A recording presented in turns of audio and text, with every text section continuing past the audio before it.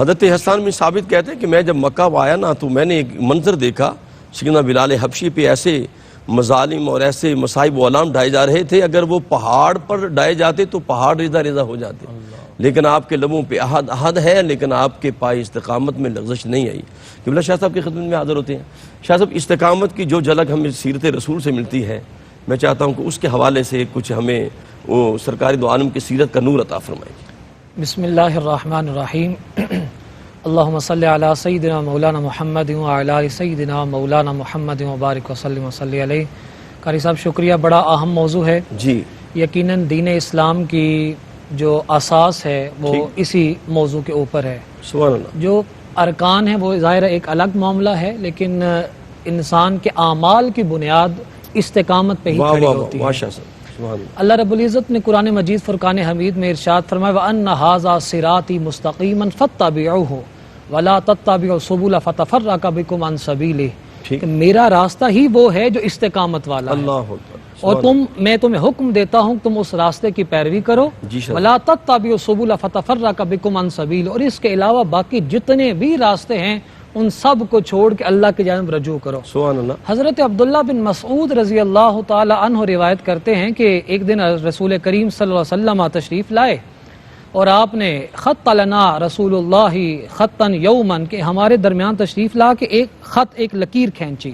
ٹھیک، آپ نے ارشاد فرمایا ھذا سبیل اللہ، یہ اللہ کا راستہ ہے۔ اللہ اکبر۔ پھر اس کے بعد رسول کریم صلی اللہ علیہ وسلم نے خط خطوطا عن یمینہ وعن شمالہ، پھر اس جو لکیر آپ نے ایک کھینچی تھی اور جس لکیر کو آپ نے اللہ کا راستہ قرار دیا تھا ان کے اطراف میں بہت ساری لکیریں کھینچی، اور پھر رسول کریم صلی اللہ علیہ وسلم نے ارشاد فرمایا ھذہ سبل علی کل سبیل منہا یدعو شیطان الیہ، کہ یہ وہ راستے ہیں جو شیطان کے راستے ہیں اور ان کی طرف شیطان اپنی طرف بلاتا بھی ہے۔ جی شاہ صاحب۔ اب پھر حضور علیہ الصلوۃ والسلام نے آیت کریمہ پڑھی جو میں نے بالکل آغاز میں پڑھ دی وَأَنَّ هَذَا صِرَاطِي مُسْتَقِيمًا فَاتَّبِعُوهُ، کہ راستہ وہی ہے جو اللہ رب العزت نے جس راستے کو اپنا راستہ قرار دیا ہے۔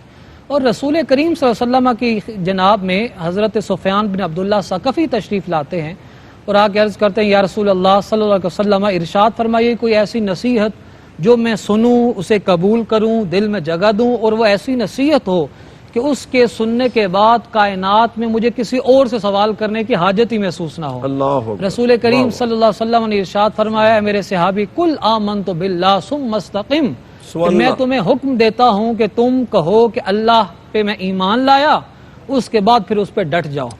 استقامت کی وضاحت قبلہ ڈاکٹر صاحب نے بڑے خوبصورت انداز سے کر دی ہے۔ اب اس چیز سے اس وضاحت کو ریلیٹ کر لیا جائے تو پھر انسان بڑے آسان طریقے سے اپنی منزل تک پہنچ جاتا ہے۔ یعنی کہ استقامت کا مطلب ایسا نہیں ہے کہ انسان بڑی خوشیوں میں رہتا ہے۔ جو استقامت کا راستہ ہے یہ تکالیف کا راستہ ہے، یہ مصائب کا راستہ ہے، اس میں دکھ درد آتے ہیں۔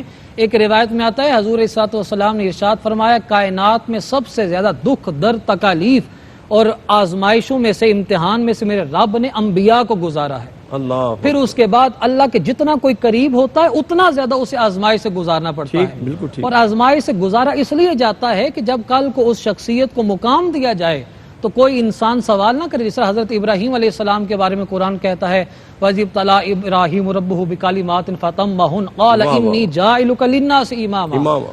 آزمائشوں میں سے گزارا، یاد کرو اس وقت کو جب ابراہیم کو ہم نے طرح طرح کی آزمائشوں سے گزارا، وہ ثابت قدم رہے، استقامت کا مظاہرہ کیا، پھر بدلہ کیا ہوا انی جاعلک للناس اماما، ہم نے پوری کائنات کو انہیں امام بنا دیا ہے۔ کیا کہنے، سبحان اللہ، کیا خوبصورت گفتگو شاہ صاحب نے فرمائی ہے۔ دیکھیے کہ جب بندہ راہ حق پر چلتا ہے نا تو حق کے راستے پر رکاوٹیں حائل ہوتی ہیں، دیواریں حائل ہوتی ہیں۔ یہ شہادت گاہ الفت میں قدم رکھنا ہے۔ لوگ آسان سمجھتے ہیں مسلمان ہونا،